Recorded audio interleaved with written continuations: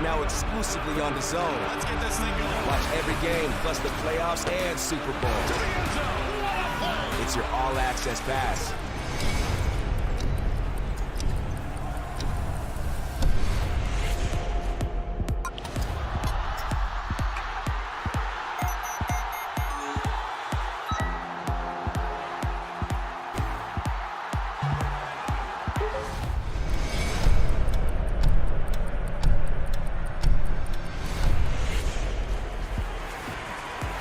That's how you fight a southpaw. Well on his way to coming back. Katie Taylor does it again. Look at the emotion.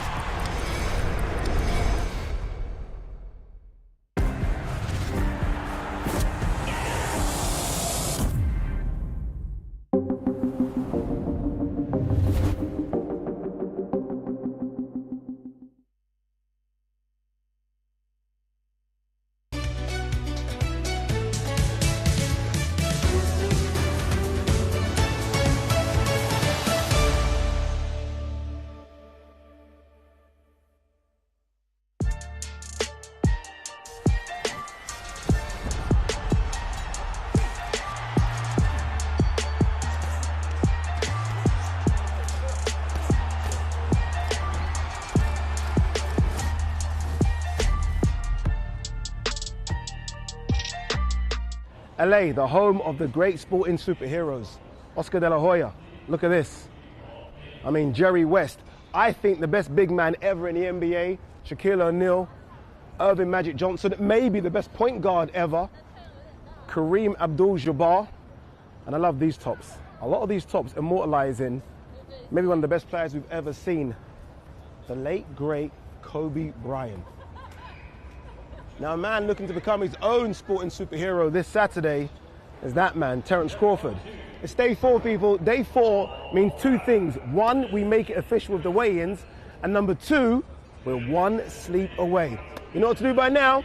Clock in. Live on DAZN, August 3rd, Crawford versus Madrimov. How do you know you're the best?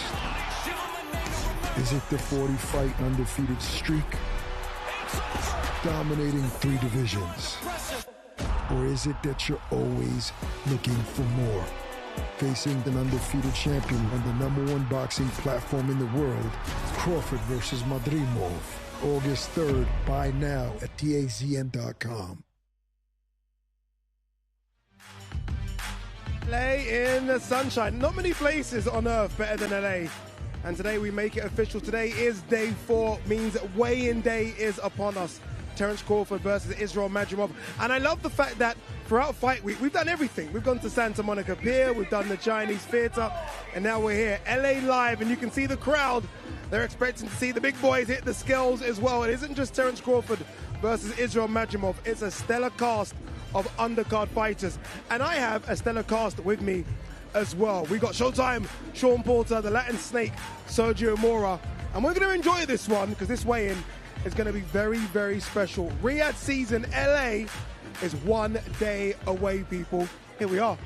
Here we are, guys. What a week it's been. What a week it's been. It's been fun. And I love that people just continue to gravitate to the atmosphere, that the zone, that your excellency, Turkeyology, everyone has put together. Everybody is gravitating.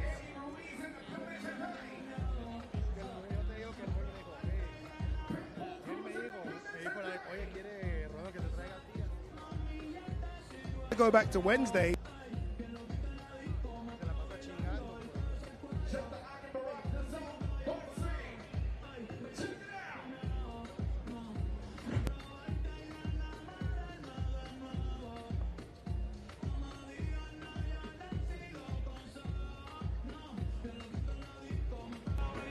Here we are. Oh, there you go. We're back. We're back. A little small minor issue there with the mics, but we are back on sound as well. We're just saying it's been an incredible fight week. Obviously, look, tomorrow is what we all come here for, but it isn't just about a Saturday fight now. It's about the whole week, and that's what Riyadh Season has been about, right? Showcasing the boxers throughout the week to the point where we get here, they make weight, and then they throw hands on Saturday, Sergio. No, Riyadh season has been incredible. I mean, it's incredible in Riyadh, Saudi Arabia. I've been there twice, but now they're doing it in LA, in the West Coast. I mean, they're hitting every landmark. That's what I really appreciate. The Santa Monica Pier, the Chinese Theater in Hollywood. Now we're in downtown LA, across from the Crypto Arena where Kobe Bryant and Shaq made history. I mean, it's incredible. The people love it, boxing fans love it, and of course, we're loving it.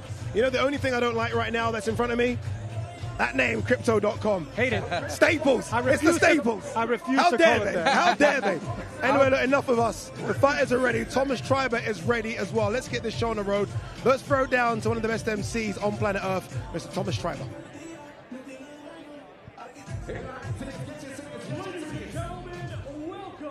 To the official weigh-in for Riyadh Season Card, a great night of World Championship Boxing tomorrow, Saturday, August 3rd, from BMO Stadium in Los Angeles, California. It is all being brought to you by Riyadh Season and the General Entertainment Authority, GIA, and promoted by Eddie Hearns, Matchroom Boxing, Frank Warren for Queensberry Promotions, Sella and Gold Star Promotions. This great event will be shown in the United States on DAZN, ESPN Plus, pay-per-view, Amazon Prime, and in demand. In the UK on DAZN and TNT Sports Box Office.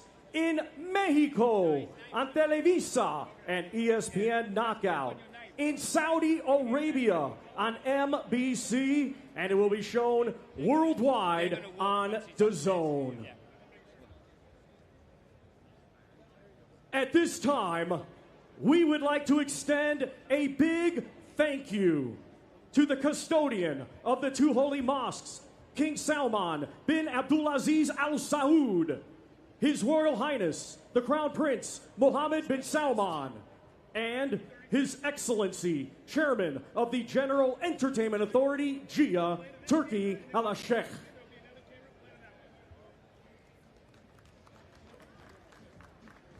Let's now get the weigh-in process started. Our first two fighters competing tomorrow in a scheduled 6-round welterweight contest. First, let's welcome, coming to us from Opole, Poland, bringing a professional record of 6 wins, 7 defeats, 2 of his 6 wins coming by way of knockout. Here is Mikel Taz Bullet. You shouldn't start by saying...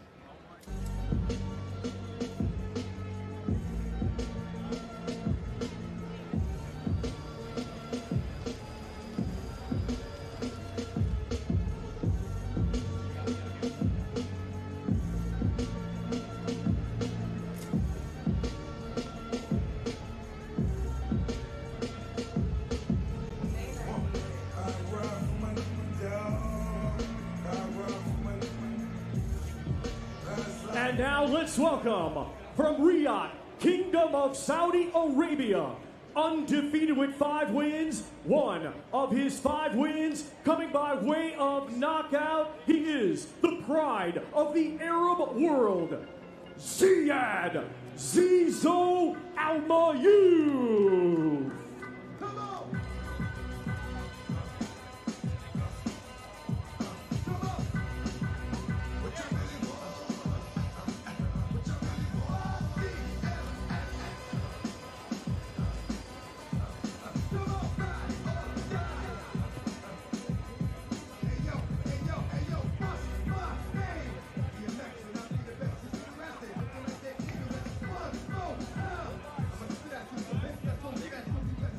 Let's first welcome to the scale, Mikel Bullet.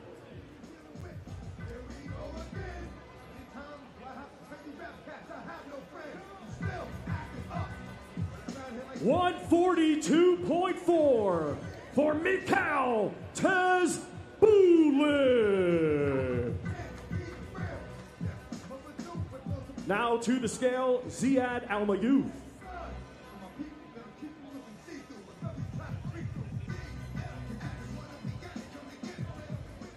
144 for Ziyad Zizo Almayu.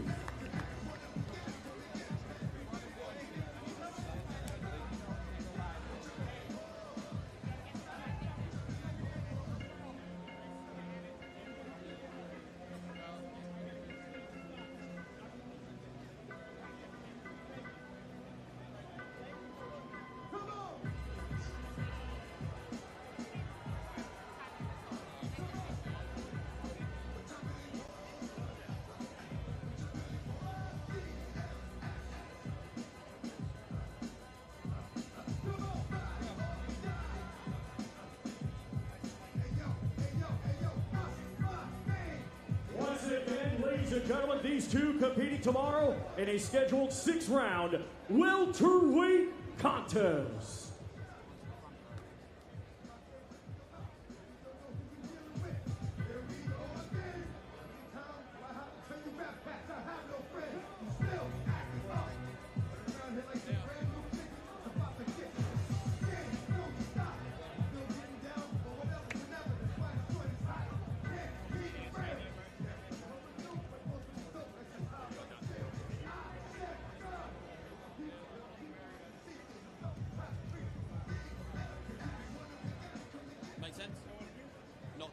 For the first two, not this side, but after the second. Well, Ziyad, all the press stuff is over. Fight week, weigh-in, all complete, ready to go. How are you feeling with the fight coming tomorrow night?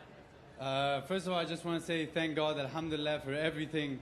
And I love LA. Thank you for the love this whole week. This is a dream for me to be here. My US debut, a Saudi Arabian fighter making his US debut. It's a dream. But I'm just very happy that throughout this whole process, throughout the many years since my debut, I've learned that to never let the size of the occasion ruin the little moments and the little steps, the little interviews, doing an interview with this TV, that TV, or being in front of a large audience. So I didn't let the size of the occasion get to me. And now there's one more thing to do, which is the easiest part, which is what I've been doing my whole life, many, many years. So this is the fun part. You were supposed to make your pro debut right here in Los Angeles. It was scrapped at the last minute. What does it mean to you to be back here fighting again? 2 years ago, same month, actually. Fight outfit on, opponent failed his drug test 2 blocks down in downtown. So, you know what? I said it before and I'll say it again. We get rewarded for how we react when we're tested, not when everything is going well. And I reacted in a calm and composed way. I thank God at that moment, and I still thank God today. And this is my reward. And I can't be any more grateful, any more humble with it. And I'm just so excited to get in the ring and show the world what I can do. Good luck, Ziyad. Thank you, Chris.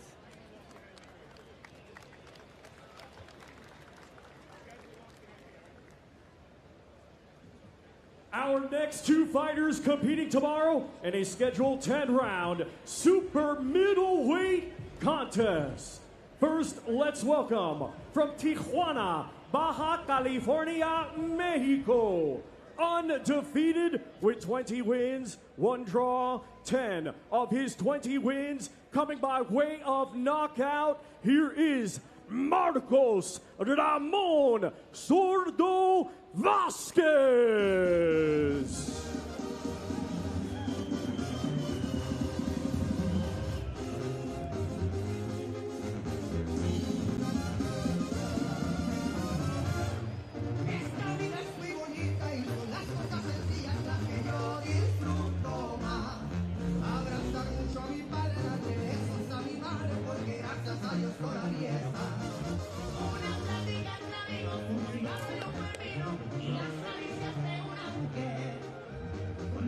And now let's welcome, coming to us from Omaha, Nebraska, undefeated with 19 wins, 15 of his 19 wins coming by way of knockout. Here is Steven So Cold Nelson.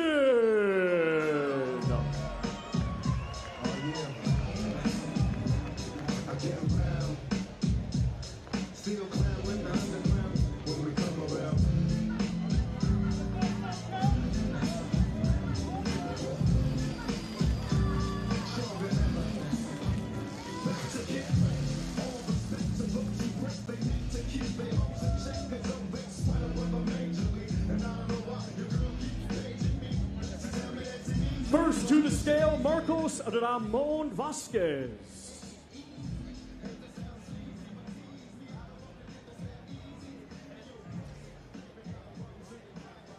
$167.6 for Marcos Ramon Zurdo Vasquez.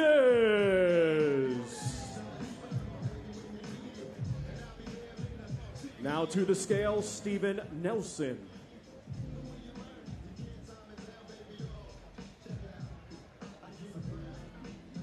The same 167.6 pounds for Steven So Cold Nelson.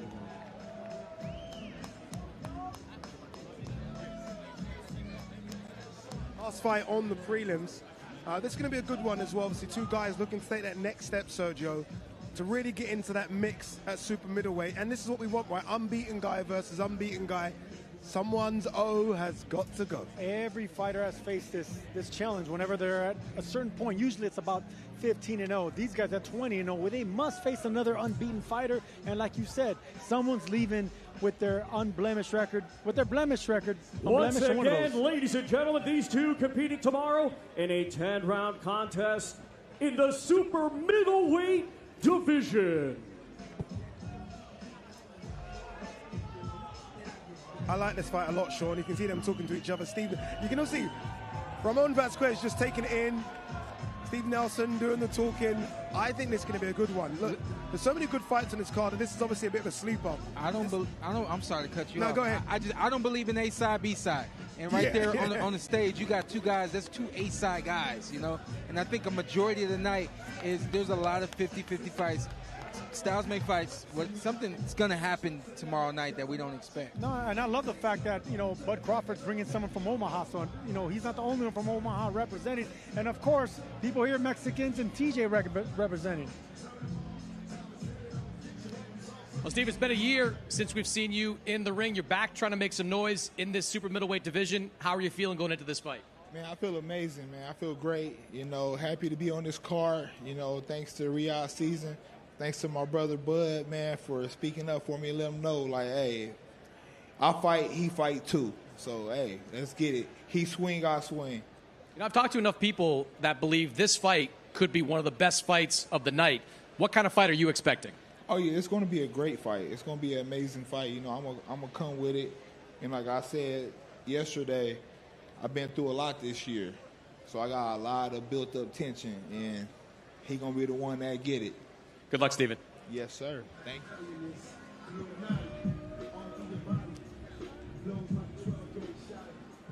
Let's continue our next two fighters competing tomorrow in a 10-round contest. It will be for both the IBF International and WBA Continental Latin American Lightweight Championships. First, we will welcome the challenger from Ciudad de Mexico, Distrito Federal. His professional record, 30 wins, 6 defeats, 1 draw, 21 of his 30 wins coming by way of knockout. Let's welcome Antonio Tonio Moran.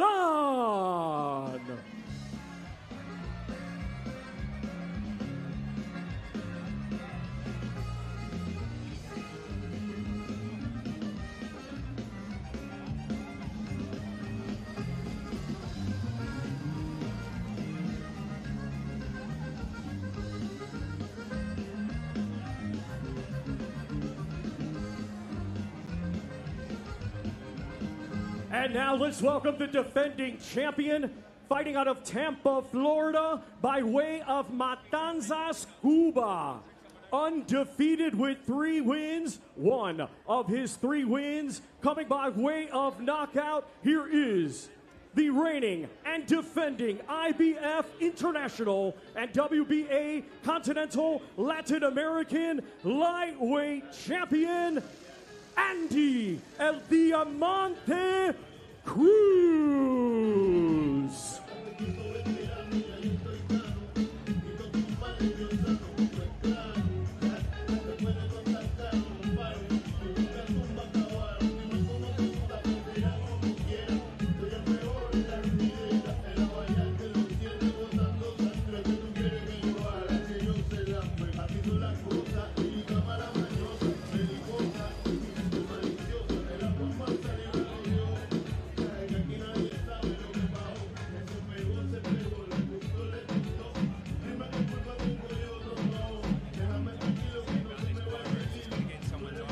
Let's first welcome to the scale the challenger, Antonio Moran.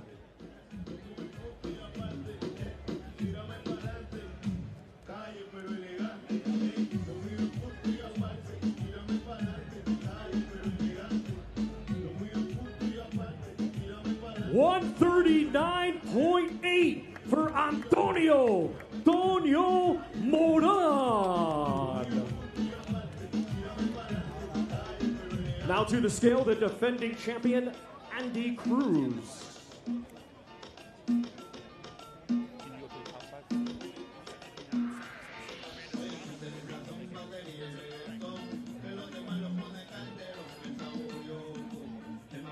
£140 even for the defending champion, Andy El Diamante Cruz.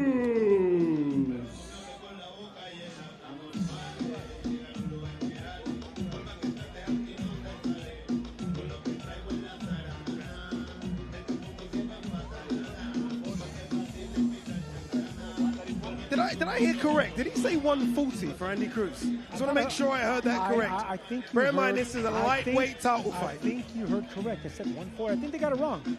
He must have got it wrong, yeah. They read that wrong. This is a 135-pound title fight.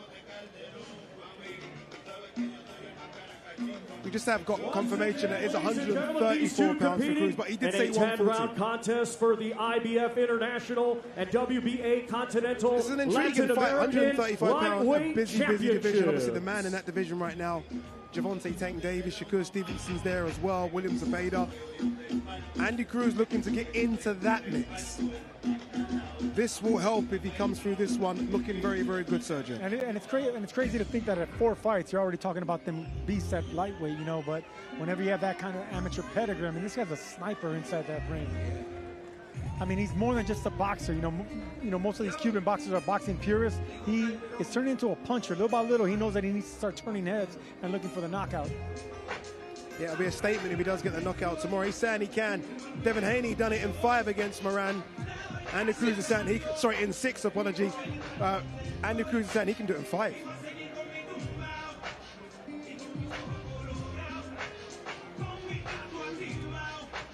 We're here with Antonio Moran. You're a big underdog tomorrow night. Your opponent has vowed to knock you out within 6 rounds. How do you beat Andy Cruz? Entonces no estás considerado como favorito para mañana y tu rival ha declarado que va a hacer un knockout dentro de 6 rounds. ¿Cómo ves esto? No, está bien ir ir con perfil bajo, ¿no? Para demostrar ya mañana arriba en el ring de lo que realmente estoy hecho. Creo que he mejorado mucho. Todavía siguen con lo de Devin Haney, ¿no? Ya pasó hace 5 años, ya eso está enterrado. Y respecto a lo que dice Andy Cruz, pues veremos, ¿no? Yo no estoy dispuesto a caerme, no sé. Él tal vez, pero yo no. Entonces vamos a dar una buena pelea. Let's see what happens, really. I think it's going to be a good fight, whatever. But, you know, I've changed a lot over the years. It's a long time now, about 5 years since the Devin Haney fight. So, yeah, I'm not one for sort of talking and doing predictions and stuff. I like to speak with a low voice, a quiet voice, and do my talking in the ring. But it will be a great fight, and let's just see what happens. Boa suerte. Good luck. Antonio Moran, everybody. There you go. You can see Phil there, our translator, making his way because we are going to hear from the champion, Andy Cruz.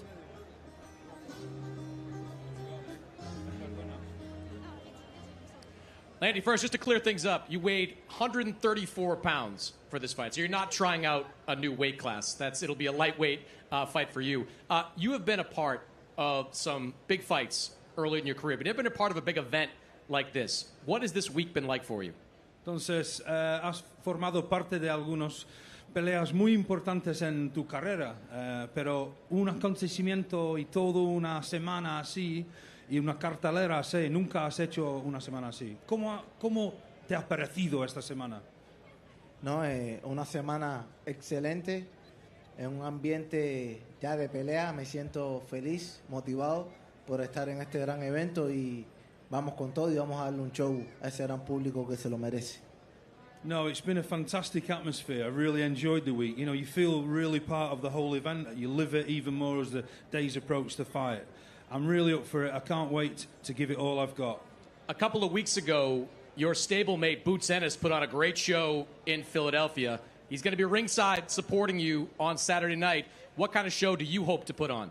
Tu compañero de gimnasio, Boots, hizo un gran rendimiento la otra semana. Va a estar al lado del ring mañana. ¿Qué tipo de actuación vas a darle mañana? No, por supuesto. Voy a darle un poco de lo que él me dio a mí. Para mí, él es considerado para mí el boxeador más completo del mundo. Y nada, mañana vamos a darle un show a él y a todo ese público que está esperando la pelea. I think that Boots, for me, is one of the most complete fighters in the world, and it'll be great to have him watching tomorrow. So I want to show him what he can do. I want to show everyone else in the stadium and watching around the world what I can do. And let's hope it's going to be a great fight and give them a great show. Good luck, Andy. Muchas gracias.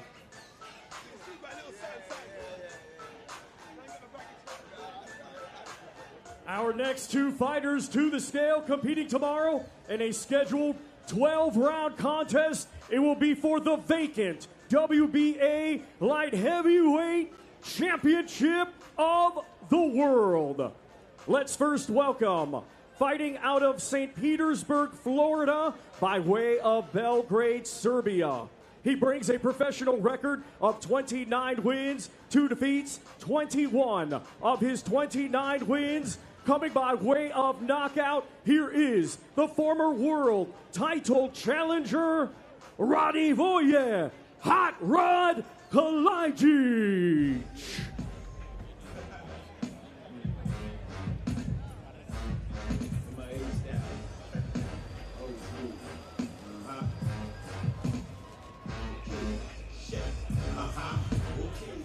And now we welcome a native of Santa Clara, Cuba, now fighting out of Minneapolis, Minnesota, undefeated with 10 wins, 9 of his 10 wins coming by way of knockout. Here is the undefeated former WBA super middleweight champion of the world, David Mordell.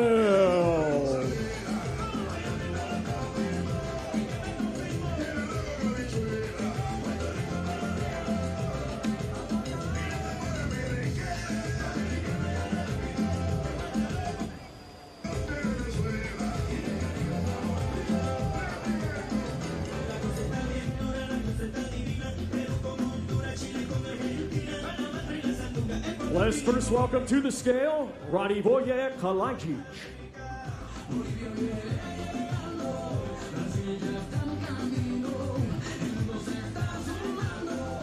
$174.4 for Radivoje Hot Rod Kalajic. And now to the scale, David Mordell.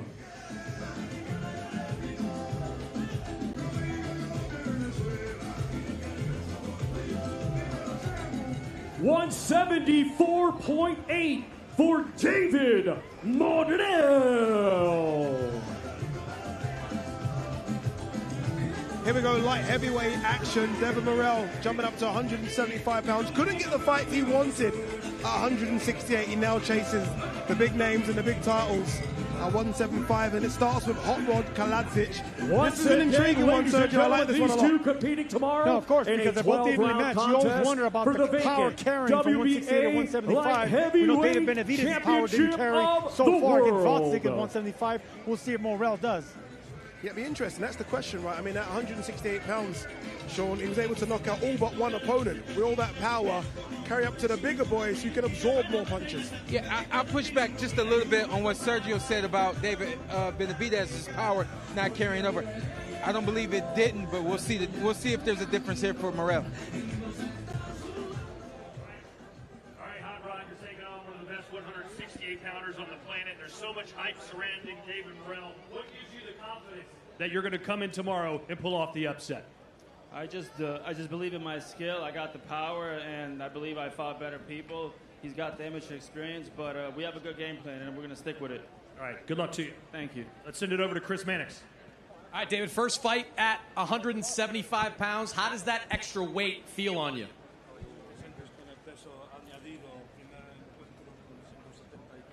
Man, I feel great. I feel great. It's my division. I come back after a long time, but I feel good. I feel good at 175. I know you're looking to win in any way, but in your first fight at 175, a knockout would send a pretty strong message. How hard do you think you're going to go for a knockout? Quería hacer una gran declaración, ¿no? Con un knockout antes del límite, primer encuentro con 175. Sería guay, ¿no? I don't know, man. I don't know. It's my first fight 175. You know, he's one good, stronger guy. So I don't know what round, but knockout coming, 100%. I'm promising my family is right here, so it's knockout 100% coming. Good luck, David. Oh, thank you, appreciate it.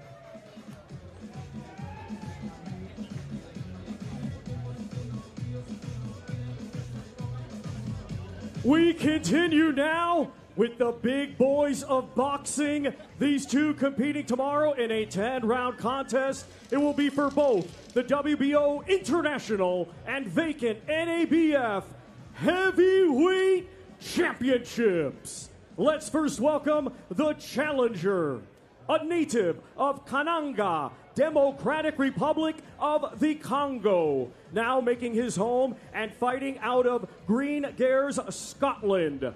His professional record, 20 wins, just one defeat, 15 of his 20 wins coming by way of knockout. Here is Martin Bakole.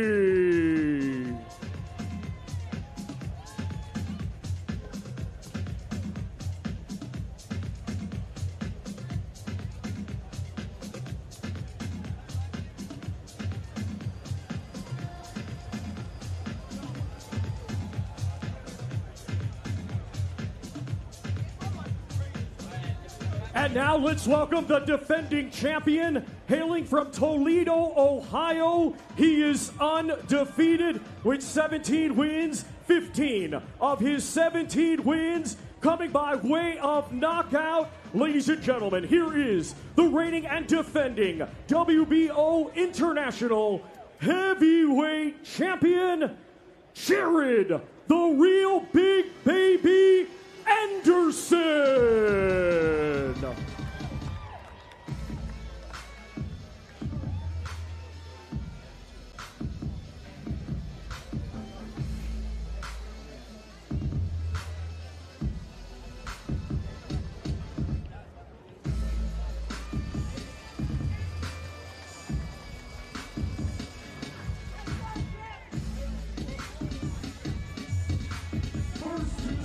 Martin Bakole.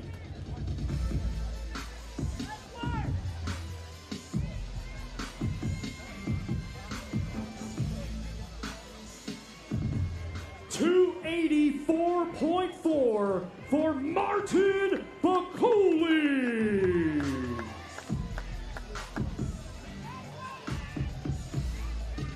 And now let's welcome the defending champion, Jarrel Anderson.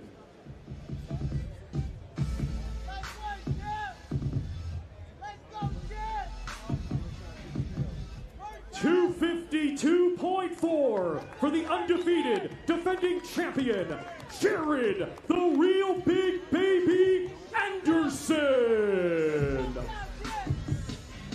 The fight where I think a lot of people are expecting fireworks. Martin Bakole versus Jarrel Anderson. Two, I think, top 10 heavyweights. Martin Bakole is coming a lot lighter than his last fight. Carlos Takam, he weighed 299 pounds. This one, 284. Jarrel Anderson around the same as his last fight.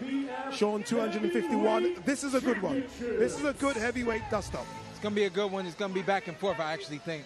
I don't think Bakole can match the speed of Anderson, but he'll be able to offset that with the power. And again, Anderson with some of the some of the flaws that he has in his game, he might get hit a little bit more than we expect. Bakole is huge compared to Anderson. I mean, I know that he's a big monster, but I mean, sizing him up next door like that, I mean, it's going to be athleticism versus size. I want to try and catch one of those T-shirts. Can you send one over this way?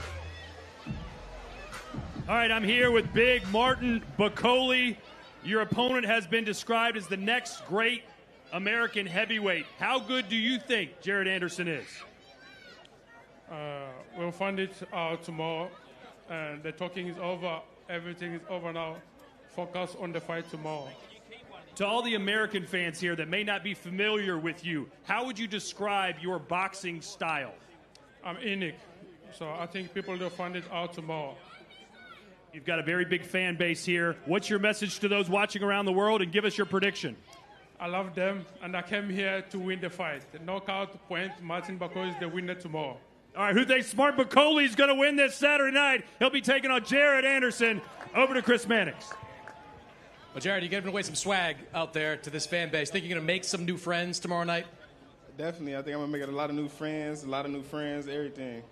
You've been asking for this kind of opponent that'll stand there and fight for you for months now. What kind of fight are you expecting? How are you feeling going into this? I'm expecting an amazing fight, amazing performance for myself and for the fans. So I'm just expecting to go out there and show what I'm made of. You got a new man in your corner in Sugar Hill Stewart. What has he been able to add to your game during this camp? You'll see Saturday night. Good luck, Jared. Thank you. Appreciate you.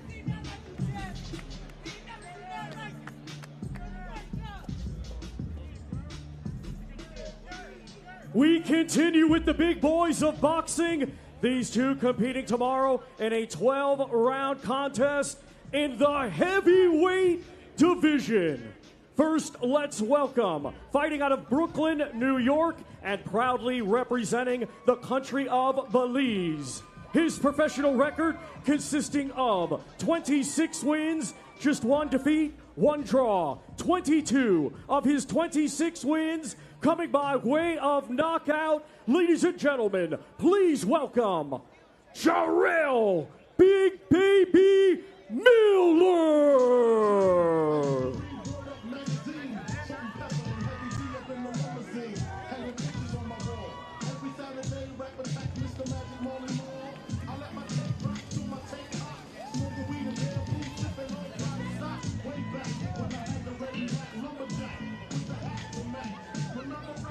And now let's welcome from Imperial, California. His professional record, 35 wins, 2 defeats, 22 of his 35 wins coming by way of knockout. He is the former WBA, IBF, WBO, and IBO Unified Heavyweight Champion of the World, Andy the Destroyer Ruiz.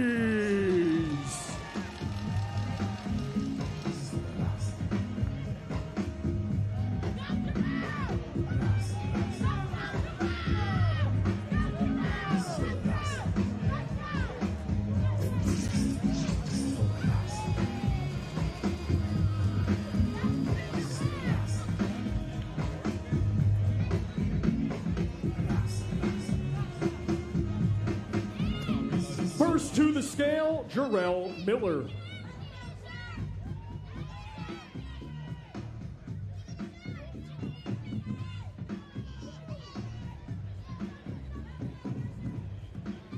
.305.6 for Jarrel Big Baby Miller. Now to the scale, the former world champion Andy Ruiz.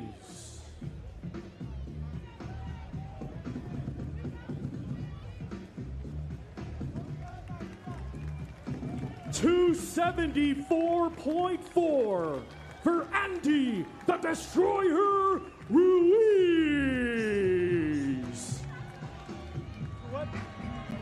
Here we go, battle of the big boys. Look, Jarrel Miller has lost weight. He was 333 pounds for his last fight against Daniel Dubois. He did say surgery would come under the 300-pound mark, not quite 305 pounds, but he has dropped some weight.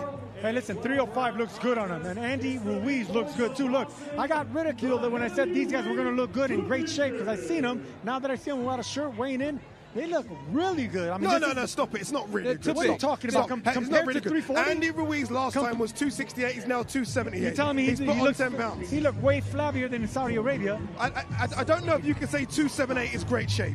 That's all I'm saying. I don't know if you can tell me 278 is great shape. I was talking about Miller, first of all, but Andy Ruiz, I think he looks good too. Listen, bottom line, you are who you are. You are who you are. The big boys. They're Two big boys. They're two big boys. They're too big. They're too big. They're too big. Did this fight go the distance? No. I think it does. You think it does? I think it does. You know, I just whenever you've been inactive so long, like Andy Ruiz, you're not gonna, you're gonna want to reserve some things for the tank. You're gonna want to go to the second half of the fight. Miller said he's gonna use his legs. I think it goes the distance. All right, I'm here.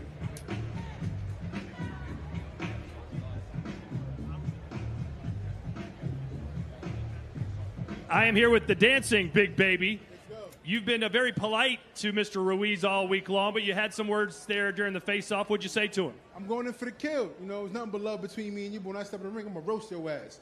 Like I said, a happy, in shape big baby is a dangerous big baby. Nobody beats me in shape, not even in a sparring session. I whoop everybody ass. Yeah, you said your last fight you were not happy at all with your performance. What's going to be different between your fight with Dubois and your fight here with Ruiz? Man, I'm going to throw a million punches around. I'm going to wear his ass out, and we're going to knock him out. Listen, he's been dropped plenty of times in fights. I know what I can do when I'm in shape. I'm in shape. I'm in shape. I'm talking about no cheeseburger for 3 months, no lovey-dovey for 3 months. Oh, yeah, I'm fucking him up. No lovey-dovey or cheeseburgers for 3 months. He's as serious as can be. Give it up for big baby Jarrel Miller, everybody.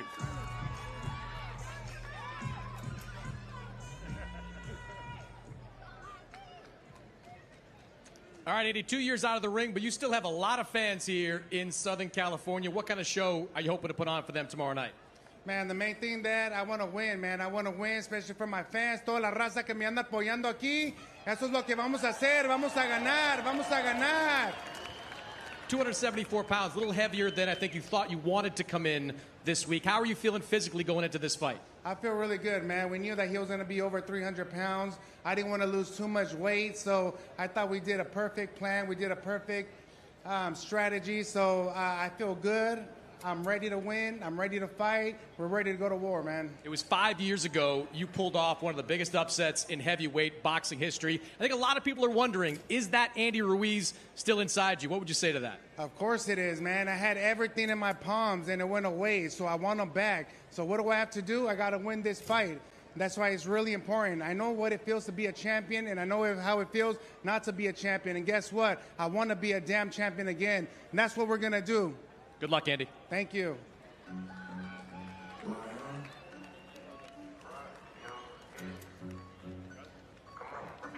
Our next two fighters to the scale, competing tomorrow in a scheduled 12-round contest. It will be for the WBA Super Lightweight Championship of the World. Let's first welcome the challenger, fighting out of Renton, Washington, by way of Los Mochis, Sinaloa, Mexico. His professional record, 13 wins, 2 defeats, 9 of his 13 wins coming by way of knockout. Ladies and gentlemen, please welcome Jose El Rayo Valenzuela.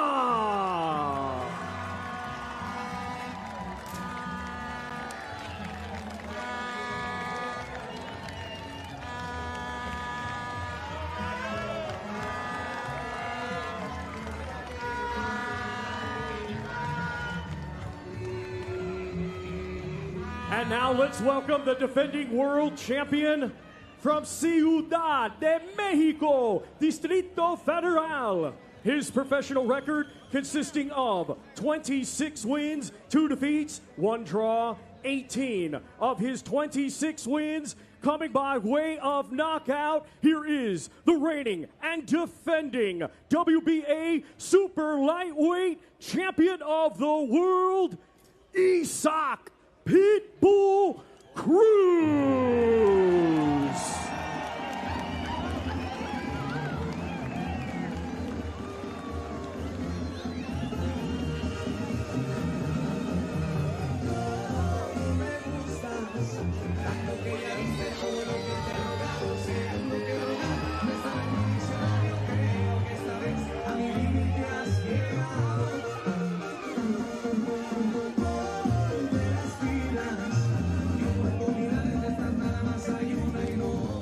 Let's first welcome to the scale the challenger, Jose Valenzuela.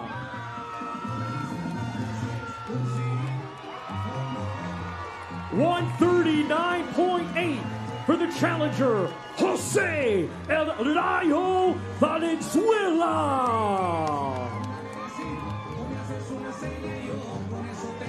Now to the scale, the defending champion, Isaac Cruz.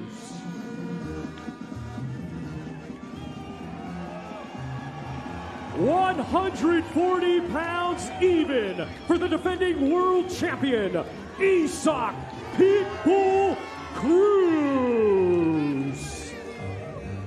You know, you always wonder how fighters sort of grow fan bases, right?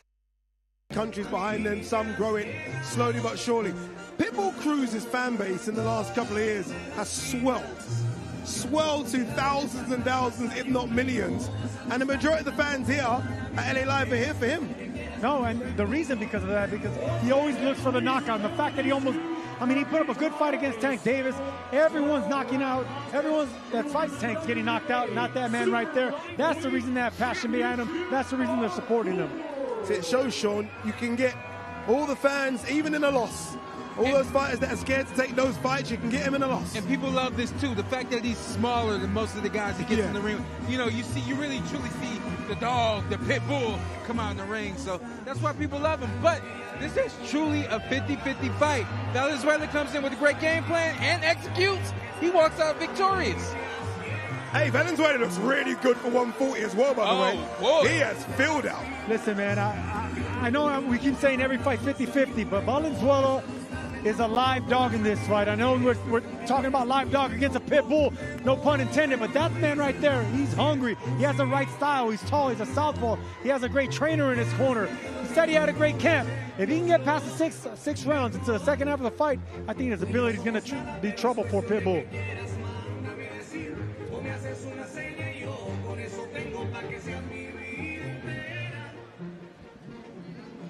All right, Jose, you're taking on Pitbull Cruz. We know what he's all about. He's going to pressure you. He's going to throw punches. He's going to try and bully you. How do you handle that? You know, we stay sharp, we stay focused, and we stick to the game plan. So what is the game plan? How do you beat him? Make him miss, make him pay. All right, what's your message to your fans? You got a loud cheering section over there. Arriba, Mexico! Fair enough. Chris?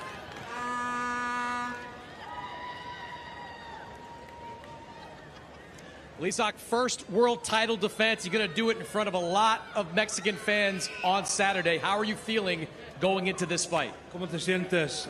Primera defensa de tu título mundial frente a muchos aficionados mexicanos. ¿Cómo te sientes?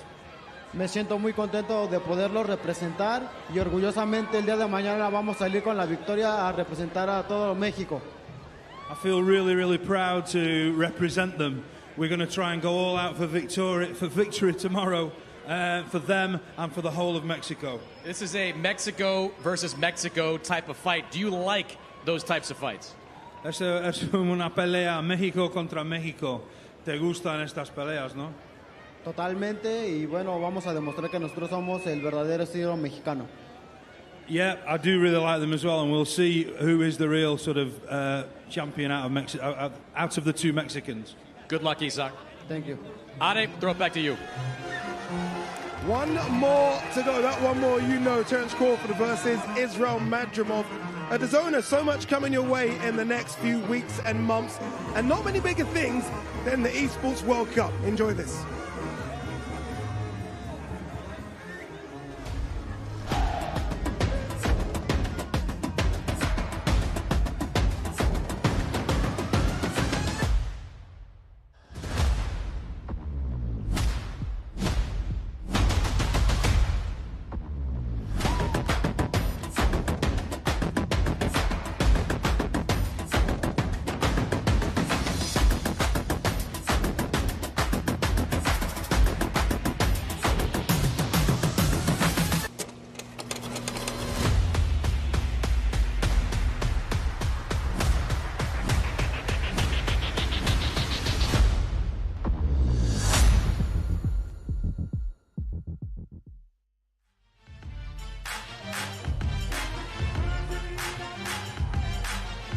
It's been good so far. I've enjoyed these weigh-ins. The last one was the one that got the juices flowing, right? Isaac Pitbull Cruz versus Jose Valenzuela. Both of them have incredible fan bases. The fans have turned up as well here at LA Live. But we have one more to go, gentlemen. Just a small matter of Terence Bud Crawford versus Israel Madrimov. Look, Sean, you can speak to Terence Crawford. You know the man so well. You shared the ring with him. 154 pounds now. How do you think he's going to get on? I think it's going to be a breeze for him. I think that he's moved into the weight class correctly. You know, like I said before, he started working on getting to 154 a long time ago, hitting the weights, building up that muscle. And I think that he's going to fill in the 154 nicely. Won't be surprised if he weighs in right there on the dot at 154. How strong was he, Sean? Because you were considered one of the strongest at 147 pounds. You went into the clinch with him sometimes. How strong was he? Because we kind of look at him quite wiry. Yeah. Is he strong? You know, the funny thing is he has both physical strength and mental strength. And I think that whatever he may be lacking here, he makes up for it here. And all of a sudden, he becomes this big bully in the ring. I got a feeling he's going to try to bully Madrimov on fight night. Yeah, that means he's going to walk into what Madrimov wants him to walk into, right? A firefight. Madrimov wants to show him that strength. This is so intriguing, isn't it, Sergio? Because we don't know too much about Madrimov, right? I mean, his last fight was his world title fight. Is there more, or is it a ceiling? We don't know. That's the scary part, the fact that both these guys do all their talking in the ring. And I know exactly what you're talking about, Sean. Bud is mean. Even when you're talking, even when you're talking to him in person, his eyes are piercing right through you, like he's looking through your soul. I can only imagine being in the ring with him. And yes, he's very strong, and that's the reason he's been able to climb up the weight classes and still be knocking out guys, because his power comes behind accuracy and that long, lanky power and timing, and the fact that he's mean and aggressive and just a beautiful boxer puncher. That man right there is athletic, a natural junior middleweight, and quiet, reserved. He has all that amateur experience. He's a beast. And it all comes down to who could take a better punch as well. I'm going to lean towards Madrimov and take a bigger punch, because when a smaller man's coming up, that's the thing you can't grow muscle on. That's the only thing that's going to be the question here. How's Crawford going to handle that power and that strength of Madrimov? I remember speaking to Terence Crawford, we all did, right, at Santa Monica Pier, and I said, do you get to enjoy this? And he said he doesn't really, but his team's trying to make sure he enjoys it. Yeah. I feel like Crawford's enjoyed this week a little bit. Absolutely. I think for years people were trying to get him to enjoy these moments, talk to the people a little bit more, reach out to them, do the interviews and things of that nature, and he never really wanted to do it. He's finally really truly matured and come around at the right time, putting it in a position where he can enjoy some things that he normally wouldn't have been able to be a part of, and he knows how to do it now. He's 37, or he's going to be 37 soon, Sergio. At this age, is he chasing Undisputed again, or is it now just the big fights, the super fights? What's he chasing? I mean, to touch on what Sean was saying again, it only took 37 years for Bud to start having fun and soaking it all in and really enjoying the fruits of his labor. But to your question, Crawford, you know, Father Time is undefeated. Crawford is still going to be the beast he is, but he's going to do it more reserved. He knows he can't have that young man power anymore, the young man's strength. He's going to have to rely differently, you know, rely on the intelligence, rely on the right time to attack. You can't be that same young man going out there and throwing caution to the wind from round 1 to round 12. You got to break it up. You got to pace yourself. You got to fight like the old bull, and that's what Bud needs to do. It's about the energy, and you know, Sergio, when we get a little bit older, we want to reserve as much energy as we got. We got 12 rounds. We know how to pace ourselves. We know how to work our way through it, and sometimes that intelligence gets ahead of us, and we overthink things. So I don't see that happening for Bud, but I do understand what you're saying. He may come in here trying to reserve that energy, and it could play against him when he's got a young and very tenacious and hungry fighter in front of him. All right, it's time to do this, right? We've been waiting for this all week. Some might even say for a few months. We're going to see both guys hit the scales now. It is time for the weigh-in for Terence Crawford versus Israel Madrimov. Let's throw it down to the voice of boxing, your MC, Mr. Michael Buffer. Good evening, ladies and gentlemen, and welcome to LA Live. How is everyone tonight? Well, ladies and gentlemen, tomorrow night at BMO Stadium, LA, California, USA, it's Riyadh Season Card, Los Angeles, an evening of world-class professional boxing for your entertainment, including a performance by the international superstar recording artist Eminem.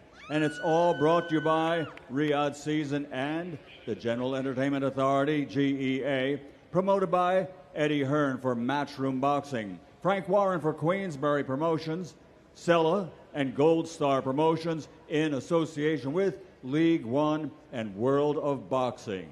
Special thanks, ladies and gentlemen, to the custodian of the two holy mosques, King Salman bin Abdulaziz Al Saud, the Crown Prince, Mohammed bin Salman, His Excellency, Chairman of the General Entertainment Authority, GEA, Turki Al Sheikh.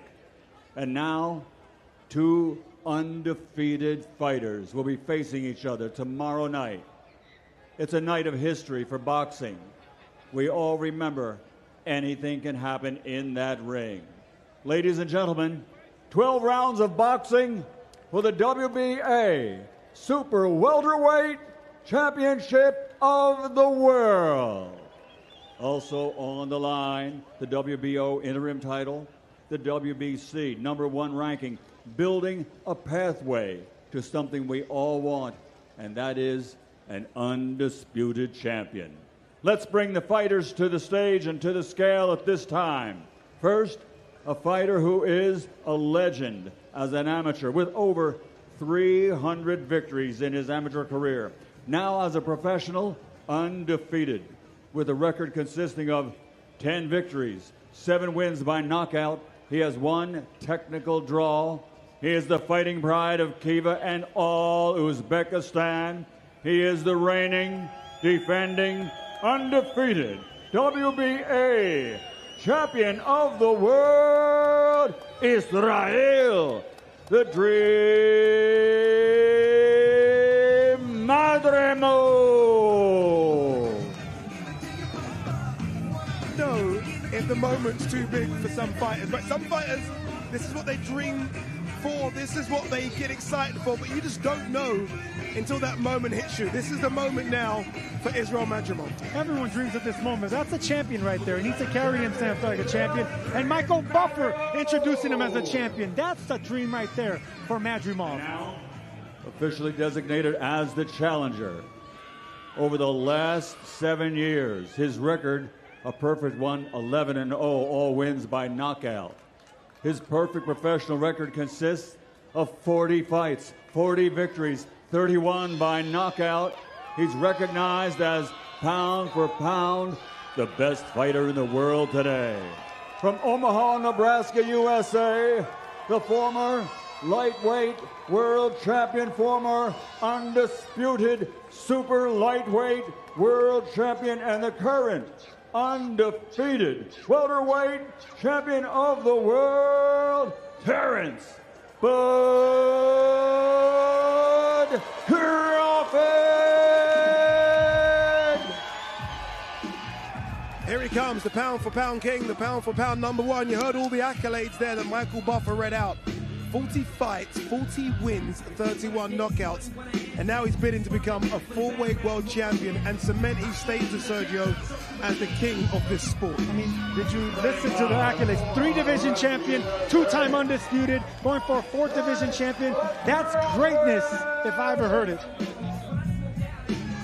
Now first onto the scales, ladies and gentlemen, will be the defending champion.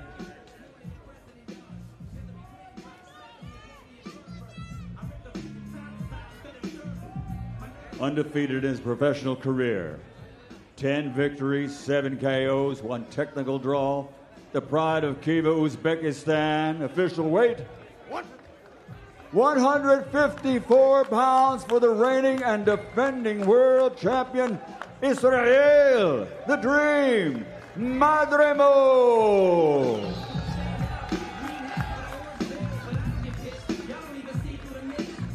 Now stepping onto the scales, the fighting pride of Omaha, Nebraska, USA, going for his 4th division championship. He is Terrence Bud Crawford.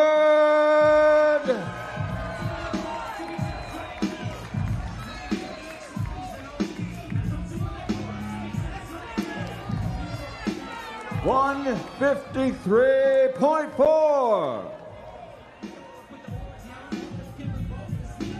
Here they are, champion and challenger, Bud Crawford, challenging once again for his 4th division world championship. The defending champion, Israel, the Dream, Madrimov. It's all for the WBA Super Welterweight Championship of the World.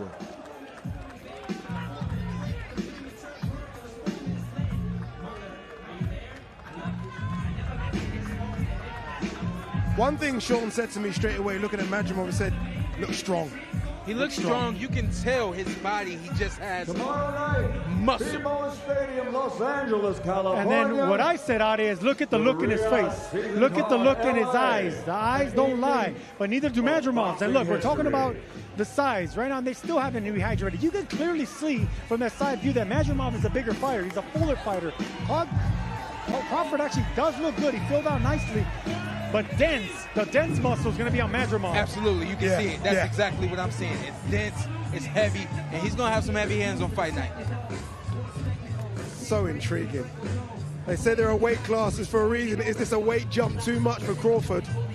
Or is 154 pounds the right jump at the right time? We'll find out tomorrow.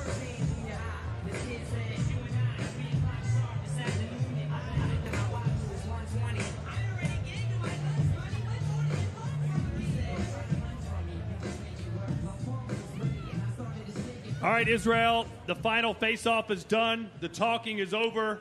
We are 24 hours away from the biggest fight of your life. How do you feel? What's up, LA? Assalamu alaikum. Thank you for coming. Inshallah, Saturday night will be a great fight.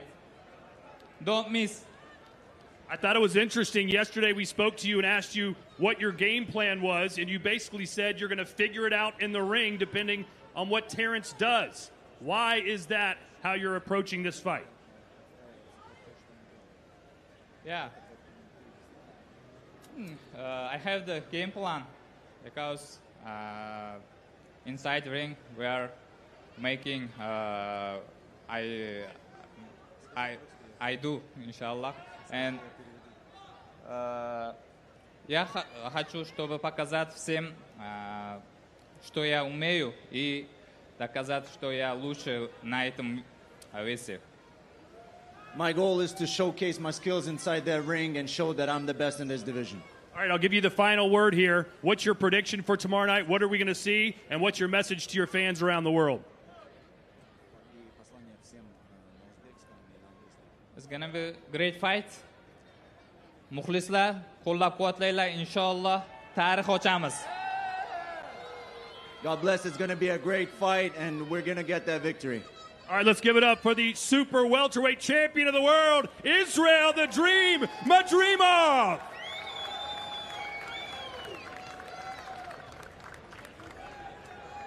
All right, Bud, the talk is finally over. You're going to get back in the ring for the first time in a year. What's the feeling like? Man, I can't wait. I'm focused. I'm ready. I'm excited. I'm ready to go out here, put on another great performance in front of all my fans and supporters and the whole world to show them that I'm the best fighter in the world. You talked about how tough it was for you to get down to 147. How do those extra 7 pounds feel on you? Man, it felt great, but it still wasn't easy. But we ready. You're the best in the world at 135, at 140, at 147. Do you believe you can be the best in the world at 54? I'm already the best in the world at 54 when I stepped in the division. You got a guy in front of you on Saturday that checks a lot of boxes, decorated amateur, in his prime, world champion, says this is his weight class. What kind of a fight are you expecting? Listen, how many gold medalists, silver medalists, Olympians that I didn't beat? A lot of them got a decorated amateur pedigree and background, and they all left the same way. And I'm looking forward to him leaving the same way again this Saturday. Good luck, bud. Thank you.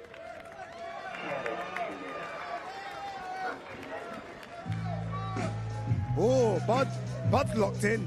He's locked in. Those niceties are gone. Back to not talking. yeah. You know when Bud gives those little short answers, he's ready to go. But look, he looked amazing as well. Bud always looks good, but I think 154. And you know, there's a time to jump weight classes.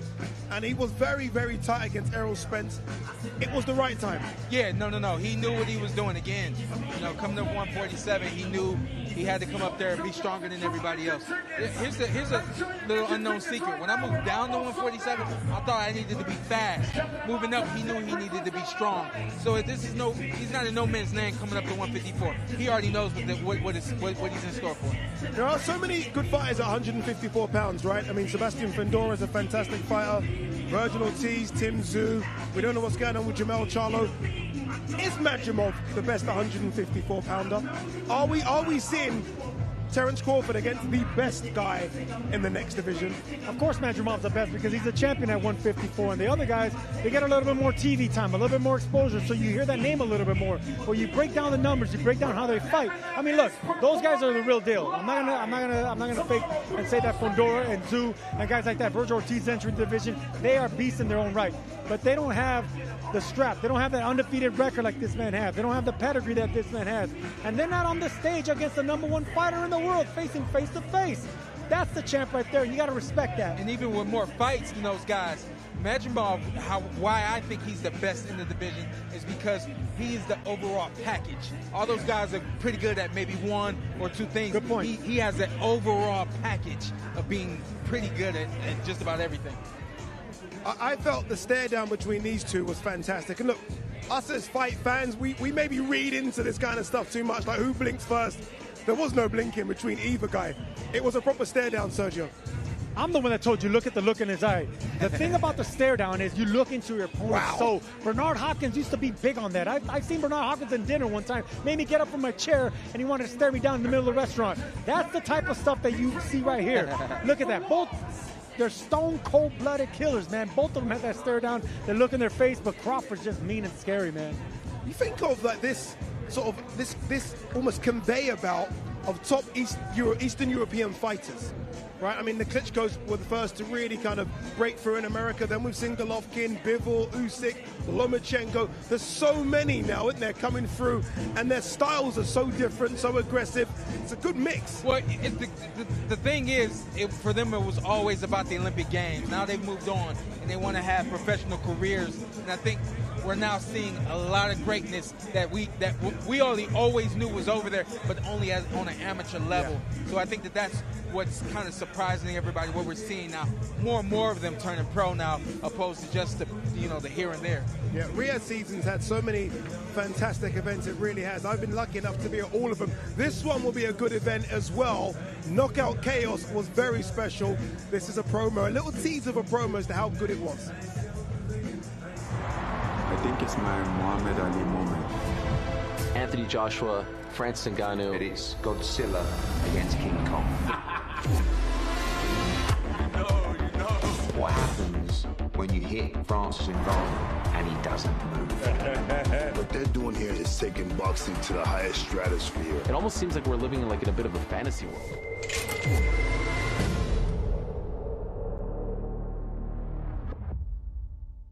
Special. Knockout Chaos was fantastic. I love Knockout Chaos. I mean, that promo is so good as well. If you've not seen it, please watch it. It is a fantastic promo. But that was that. This is now. Here we are at Riyadh Season, LA. The guy looked good up there, Eddie. Oh, mate. He looked good up there, Madrimov. I'll tell you what. I mean, look, you know what's funny? I'm looking at both of them. And, some of the fights you can see, Valenzuela, Pitbull, Valenzuela, the Adam's apple going a little bit. He's pumped up. Those two, Crawford and Madrimov, I'm looking at the neck. I always look at the neck for the pulse. Who's beating a little bit faster? Nothing. No so pulse. I thought, I'll check the chest. Nothing. I mean, I expect that from Terence, but I promise you, Madrimov is ice cold. I saw it. Ice cold, and he's ready. The challenge is monumental, but the ability is there, the heart is there. He's ready to seize this moment, I'm telling you. Don't be surprised tomorrow night if Madrimov pulls off the win. Do not be surprised. And look, for a challenge that is monumental, the reward is also monumental, right? To beat the pound-for-pound #1. There can't be better risk-reward fight than there is for Madrimov. Yeah, and that's why you take the shot. Yeah. Don't forget, he's had 10 fights. I mean, he had 300 victories as an amateur. So he has that experience. But as a professional, ideally, you would like 1 or 2 more fights to defend that belt before you face the pound-for-pound #1. There was no hesitation. Honestly, I mean, it weren't even a money thing. It was just, this is what we've always wanted, to prove we're the best, to take on the best in the world. And Madrimov, like I say, he's a monster.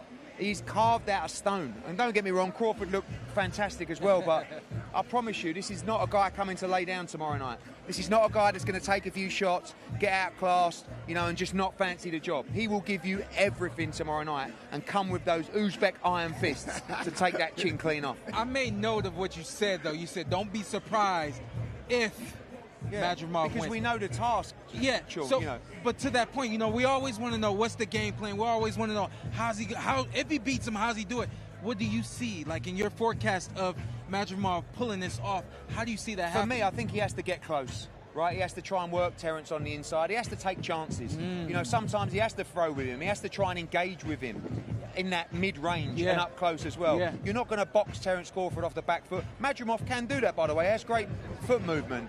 But realistically, do you really want to be playing that game with Terence Crawford? You need to get up close. And we talked earlier in the week, didn't we? You mustn't lose the first 4 or 5 rounds and start getting pinged around, getting marked up as Terence comes into his own, gains his confidence as if he needs any. Yeah. You've got to be competitive from that first bell. You've got to try and match him, and you've got to take chances in there. You're not going to, win this fight by just boxing smart and clever and just, against Terence Crawford. You've got to engage in battle. You've got to use your movements. His angles are fantastic. You've actually got 2 fantastic movers with great footwork in here. You ever talk to your fighters and ask them, so what's the game plan? Not really. Not with Israel. But, Yeah. if I'm really close to a fighter, sometimes some fighters are different. Fighters like AJ, he likes to actually talk about the fight with me. Fighters like Carl Froch. Carl Froch used to say to me on the day of a fight, "What do you think? What do you think I should do against this guy?" I'm like, "I don't know. Speak to your coach." But not Madrimov. Madrimov's very focused. And when they said to him up there, "What's the game plan?" He says, "I'll react when I see what Terence is doing." I'm sure Joel Diaz has a game plan, but they're good enough to adapt in there under the circumstances and once they get a look at Terence Crawford. I know what's crazy and fun about that. Both these guys are coming to the ring with the same mindset. There's a game plan in place, but I really just want to see what you're going to do. This is going to be very interesting. I can guarantee you. What do you think Madrimov should do? I think, to what you just said, he needs to get up on Terence Crawford. We all know that the power is on the end of the shot. Don't be on the end of the shot. Rough him up, get on the inside. Don't allow him to pinpoint you from the outside and allow these judges to see him scoring. Don't let the judges see him scoring. If you get hit, be getting hit on your way in and landing something yourself. I like that. You like Terence at 154? You think he's got the strength up there? I do. I truly do. Don't say that. I truly do. What'd you say? Don't say that. No. Don't say that. He doesn't want it. I was hoping for a no. I truly do. Yeah. Eddie, Eddie, how big an upset would this be? I mean, are we talking AJ Ruiz? Are we talking Canelo Bivol? Somewhere in the middle? I'm feeling Canelo Bivol. Canelo Bivol? I don't give. This is a very good fighter in Madrimov. And don't get me wrong. I think in Canelo against Bivol, everybody respected Bivol. A few said they think he's got a chance, but most were picking Canelo Alvarez to be too good for Dimitri Bivol. Dimitri actually did it with relative ease in that fight. Do you know what I mean? This is a different styles, and Terence is very, very active with his feet, and for me it's an upset. But it's not Ruiz Joshua. And by the way, Ruiz is a great fighter.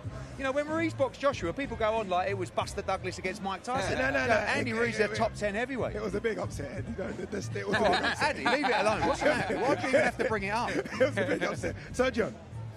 What? I thought you had a question. Sorry, Sergio. No, listen, whenever Eddie Hearn is here, I just let him talk. We let him talk because he promotes the entire show. But I agree with both of you a little bit. I know that Madrimov has the goods, and he's stone cold, ice cold. That's the exact same words I said. The eyes tell a lot. But let's just move on to the game plan like we were talking about. I think Madrimov needs to get on the inside, win early rounds. Crawford will let you win some early rounds. Madrimov's going to have to fight off Crawford in the middle rounds. So I think the fight, really, we're going to find out what happens in the 6th round, 6th, 7th round to see if Madrimov is really going to take chances to actually get aggressive and have smart aggression and take chances, or he's just going to cruise into the later rounds and hope for a decision. But don't you see in a lot of these fights sometimes when you've got an underdog like that who's a little bit overawed, sometimes you can get halfway through a fight, they haven't won a round, and then you start too late. I feel like in these kind of fights, these kind of moments, you can't afford to start too late. You can't go into the back half of the fight with Terence unmarked, not breathing, 6 rounds. That's a disaster. Yeah. You have to. There's got to be times in that first half of the fight where he goes back to his stall, maybe a little bit hurt, maybe a little bit marked up. It's just so funny though, because again, from being in the ring with him, you can't rush it, you can't force it. But you also can't be too patient. You know what I mean? You got to find that sweet spot. I truly do think that Madrimov can find that sweet spot. Let's talk about the co-main real quick. I just think top to bottom, the matchmaking for this card has been amazing. When you look at the co-main, what do you truly see? I see a 50-50 fight. Yeah, I mean, I like this. I think Robert Garcia is one of the best trainers in the world. I spoke to Jesse Rodriguez earlier, who trains with Valenzuela. They like their chances in this fight. He's a really good mover. Southpaw who can punch as well. Cruz is fired up. You know, he's got massive support here. They're talking about him as the Mexican Mike Tyson at lightweight. Sometimes you can get a little bit carried out on your own hype and your own power.